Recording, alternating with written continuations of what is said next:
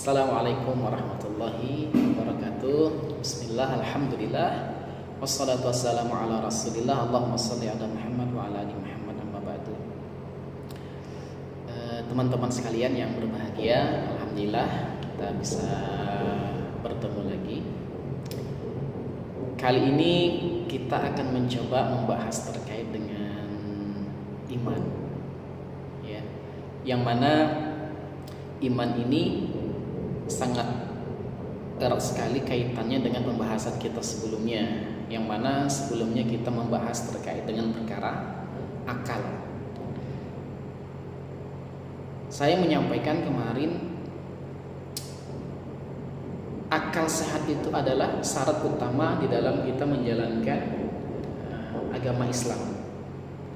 Kenapa? Hanya orang berakallah yang diberikan mukallaf, artinya yang dibebani untuk melaksanakan ajaran Islam ini atau masuk ke dalam agama Islam.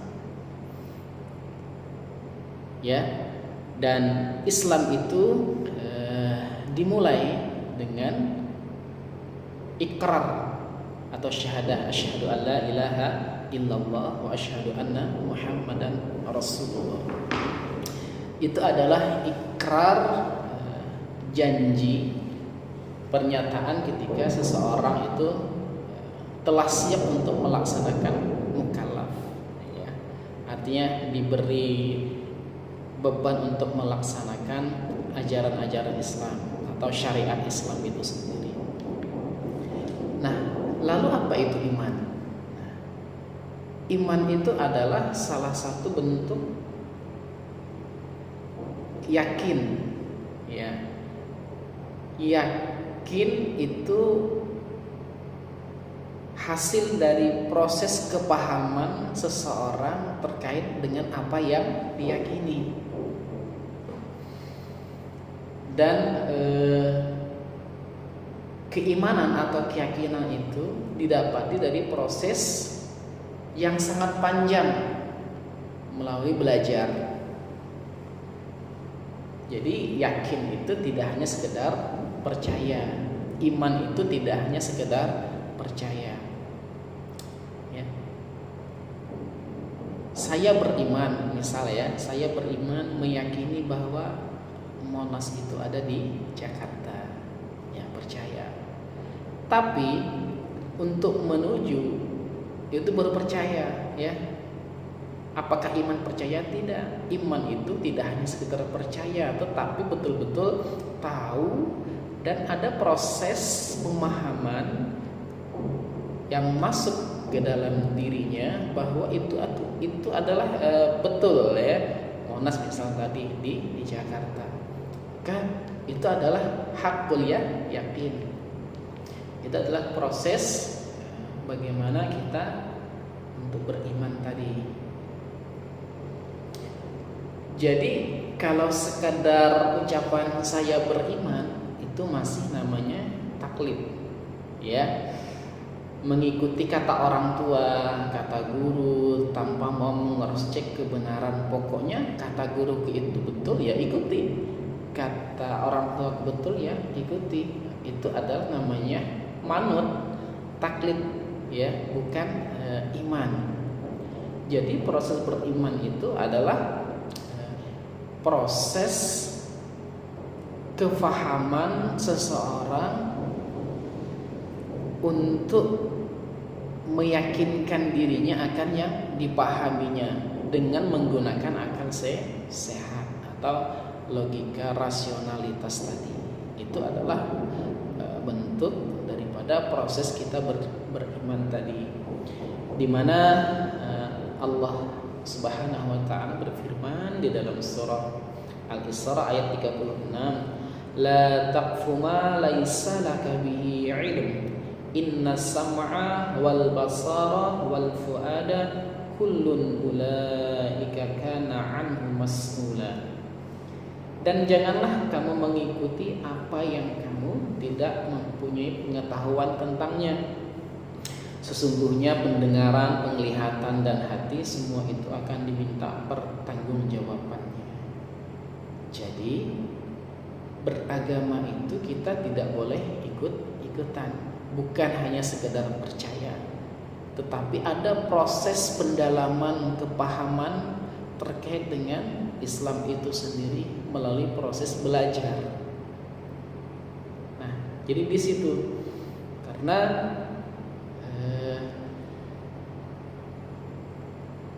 Allah sendiri melarang kita untuk ikut-ikutan di dalam proses beragama ini. Jadi beriman itu adalah sesuai dengan kadar kefahaman seseorang dan tidak ada paksaan di dalam menjalankan agama.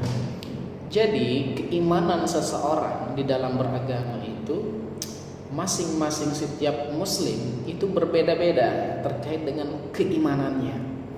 Orang boleh saja beriman kepada Allah, beriman kepada hari akhir atau malaikat, tetapi kepahaman dia bagaimana terkait dengan Allah itu sendiri, dengan malaikat, dengan hari akhir itu berbeda-beda. Ada yang sekedar ikut guru, ya. Ada juga ketika dia mendengarkan terkait tadi dari gurunya, dia berusaha untuk mencari kebenaran itu sendiri dengan proses belajar, dengan kepahaman yang mendalam. Itu adalah bentuk peningkatan kualitas iman seseorang di dalam memahami agama. Maka Allah berfirman, ya, walau syaa rabbuka la amana man fil ardi kulluhum jami'an afa anta tukrihun nas hatta yakunu mu'minin. Allah berfirman, jika Tuhan menghendaki, tentulah beriman semua orang yang ada di bumi seluruhnya. Sangat mudah bagi Allah Subhanahu wa taala untuk menjadikan orang beriman ya kepada Allah di bumi. Allah sendiri yang mengatakan di dalam Al-Qur'an. Tetapi apakah kamu hendak memaksa manusia agar mereka menjadi orang-orang yang beriman? Ya, di situ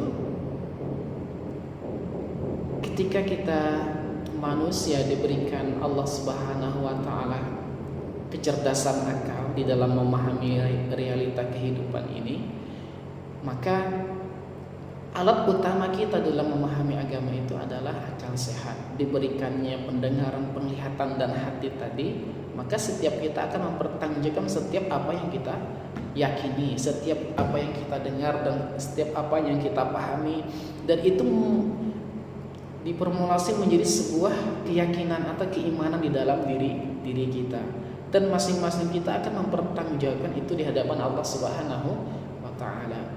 Jadi hidup ini adalah ujian.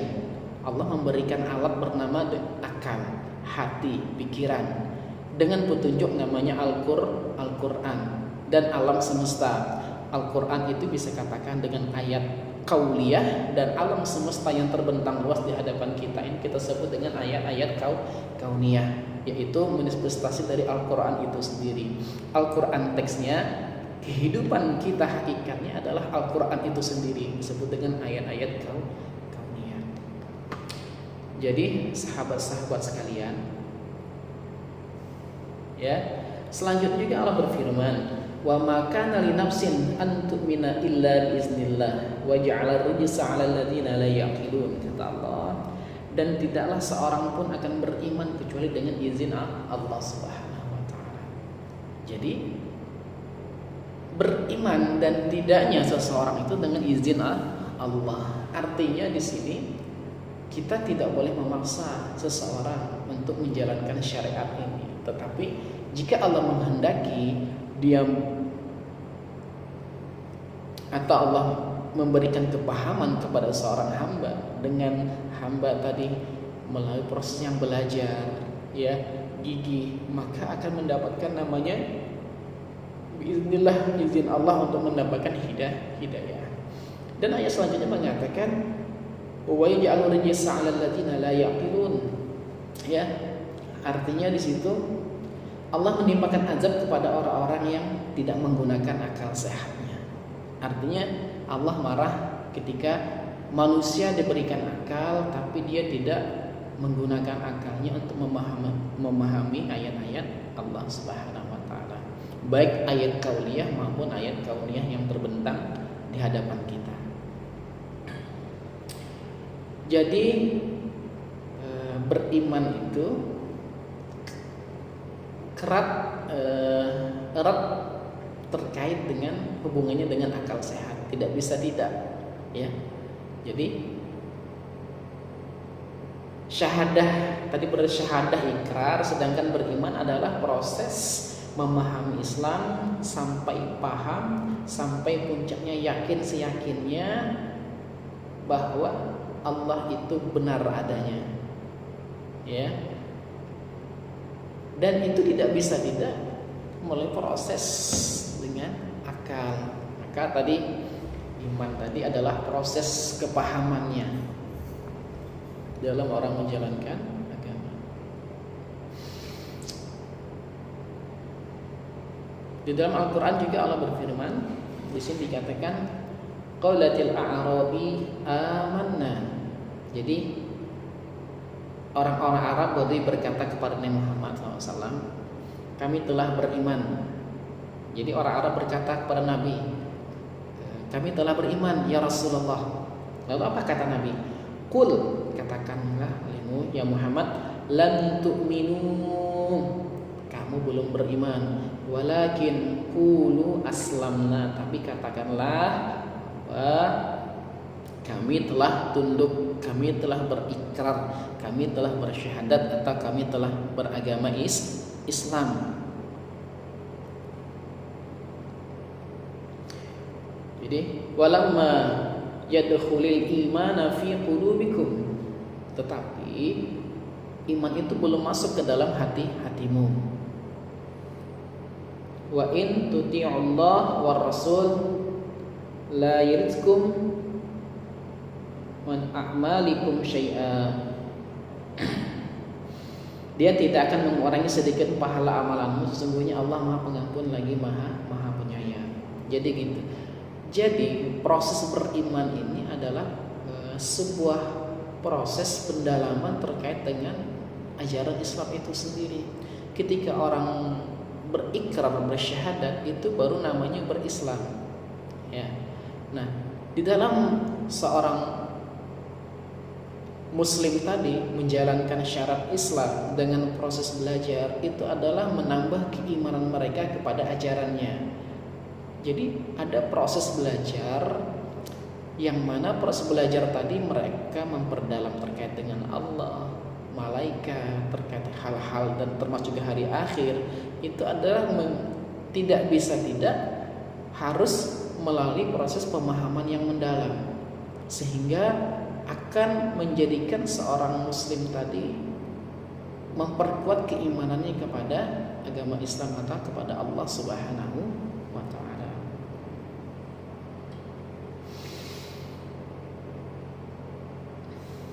Nah, setelah kita berislam, beriman, apakah sampai di situ? Ternyata tidak, ya. Puncak dari iman itu adalah takwa. Maka, ya, misal di dalam Al-Quran dikatakan, sering dikatakan erat hubungannya terkait iman dan takwa. Misal pada saat ini kita berada di bulan suci Ramadan, ya, Allah berfirman, ya ayyuhalladzina amanu kutiba alaikumusiyam, wahai orang-orang beriman, diwajibkan kepada kalian untuk berpuasa, kama kutibal ladzina min qablikum la'allakum tattaqun, sebagaimana diwajibkan kepada orang-orang kaum sebelum kamu supaya kamu bertakwa. Kenapa? Karena ternyata proses beragama Islam itu bukan hanya sekedar ikrar, bukan hanya sekedar Islam, tapi kepahaman terkait dengan ajarannya. Dan ajaran tadi ketika dipahami, diamalkan dengan hakul yakin, dengan sebenar-benarnya, tidak bisa tidak. Misal saja terkait dengan puasa. Ketika orang Islam menyatakan puasa itu adalah perintah kewajiban, ketika Bagaimana mengimani bahwa puasa itu adalah kewajiban? Maka dia akan mendalami puasa itu apa, bagaimana hukumnya, apa manfaatnya puasa terkait kehidupannya. Dan itu adalah bagian dari proses beriman terhadap ajaran Islam. Dalam hal ini adalah misalnya adalah puasa tadi. Nah, ketika orang paham ternyata puasa adalah perintah Allah, kewajiban disampaikan kepada umat Islam. Apa hikmah? Ternyata hikmahnya banyak sekali untuk menjadikan manusia, untuk menumbuhkan rasa empati kepada sesama manusia, ya. Dan juga secara medis ternyata puasa itu adalah menyehatkan. Sumu tasihu, kata Rasulullah, puasalah maka kamu sehat. Ternyata hikmah puasa sangat besar sekali, dan ini akan menambahkan semangat keimanan seorang untuk berpuasa. Nah, setelah kita berikrar beragama Islam dan diberi kewajiban untuk menjalankan puasa, maka apakah kita mau melaksanakannya? Pertanyaannya, apakah kamu berpuasa? Tidak, katanya. Ternyata belum beramal soleh.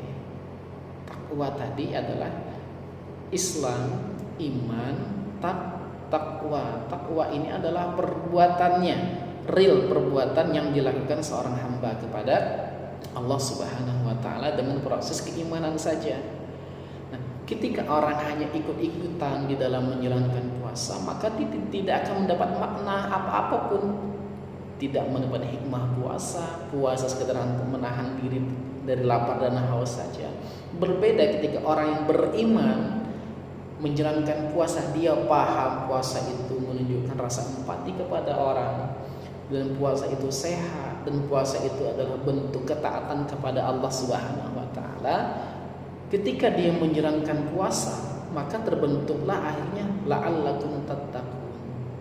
Efek puasa tadi akan memberikan dampak setelah pasca puasa ini untuk menjadi diri lebih baik lagi.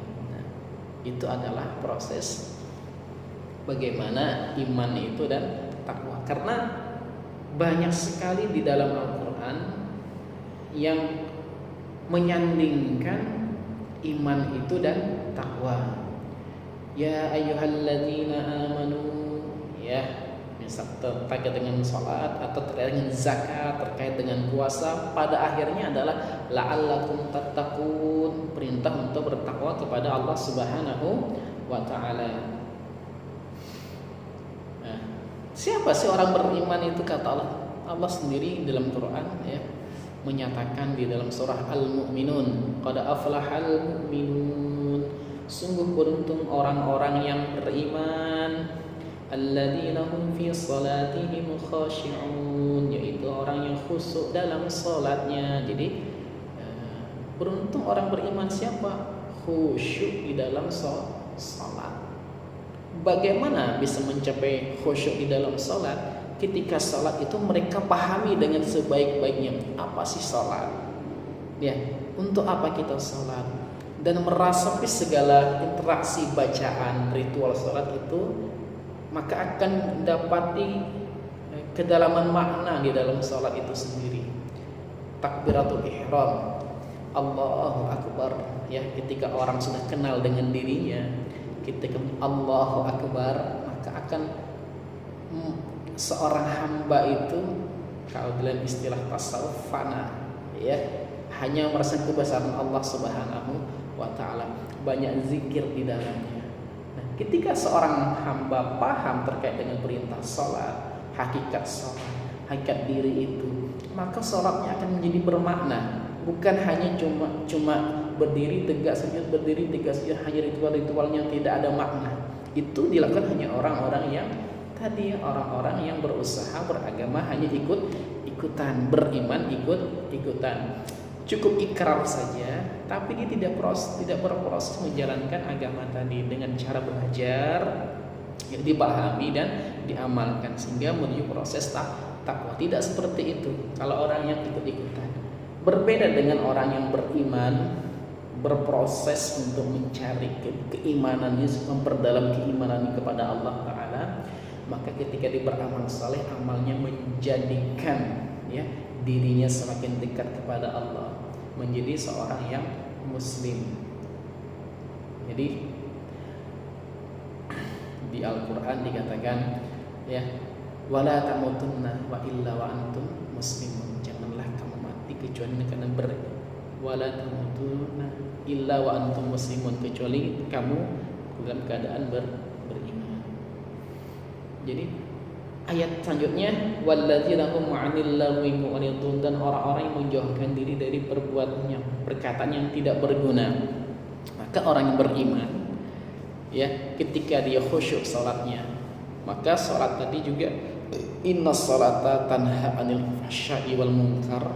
Salat itu pada hakikatnya adalah mencegah dari perbuatan keji dan munkar ya. Maka dia akan walladzina hum 'anil lagwi mu'ridun, dan orang-orang menjauhkan diri dari perkataan yang tidak berguna. Maka ketika dia berpuasa menjadi takwa, salat menjadi takwa, zakat menjadi takwa, belajar untuk menjadi takwa, maka akan lahirlah pribadi muslim yang baik, tidak akan menyakiti orang lain. Apa yang keluar dari mulutnya adalah kebaikan, dari tangannya kebaikan, dari langkah kakinya kebaikan, maka menjadi seorang muslim ya, muslim yang bertakwa tadi ya. Walladzina hum lizzakati fa'ilun, dan mereka membayar zakat. Walladzina hum li furujihim hafizun, dan orang-orang yang memelihara kemaluannya. Jadi semua anggota tubuhnya dimanfaatkan untuk menjaga harkat, martabat dan kemuliaan dirinya, bukan hanya diri dan kemuliaan orang Islam itu sendiri. Jadi proses beriman tadi adalah itu langkah kedua seorang ingin mendalami agama Islam tadi. Ikrar syahadah baru dikatakan Islam. Islam apakah beriman? Ternyata dikatakan belum. Tapi itu proses beriman. Iman itu butuh proses belajar mendalam, belajar dekat dengan Allah Subhanahu wa Ta'ala, belajar dari Al-Quran, belajar dari realita, ayat-ayat kauniyah, ayat-ayat kauniyah terkait dengan apa disampaikan di Al-Quran, dipelajari, dipahami, diresapi, dihayati, lalu menjalankan perintah-perintah dengan keimanan, bukan dengan ikut-ikutan ya. Salat, puasa, zakat, dipahami betul makna yang mendalam terkait dengan amal-amal ibadah yang diperintahkan oleh Allah Subhanahu wa Ta'ala. Supaya apa? Supaya ya itu menjadikan seorang hamba ternyata tersadar bahwa orang Islam itu adalah seorang hamba, budak untuk Allah Subhanahu wa Ta'ala. Kita ini adalah budak Allah Subhanahu wa Ta'ala. Bagaimana seorang budak itu adalah menjalankan segala apapun, dari nafas, gerak, langkah, perbuatan itu semua untuk Allah Subhanahu wa Ta'ala ya. Jadi itu ganjaran orang yang bertakwa itu selalu disandingkan dengan surga ya.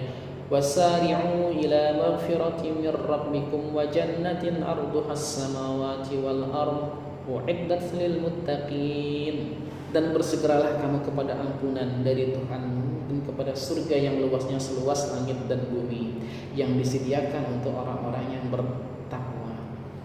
Jadi takwa ini adalah puncak daripada ibadah seorang muslim. Jadi beragama Islam itu adalah kita berproses menjalankan syariat ini dengan keimanan lalu memunculkan namanya takwa ya.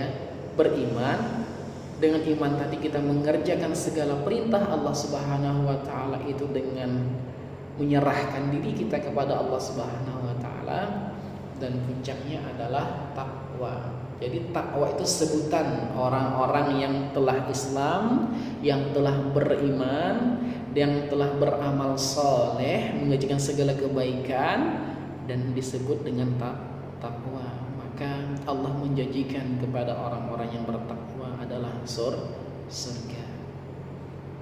Jadi sahabat-sahabat sekalian, mari kita menjalankan agama ini dengan sebaik-baiknya, tidak ikut-ikutan, tapi berusaha untuk meningkatkan kualitas amal kita, kualitas iman kita kepada Allah Subhanahu wa taala. Karena hanya dengan cara inilah kita akan mendapatkan derajat takwa sebagai hamba. Wa ma khalaqtul jinna wal insan illa liya'budun. Tidak aku ciptakan jin dan manusia, kata Allah, kecuali beribadah kepadaku.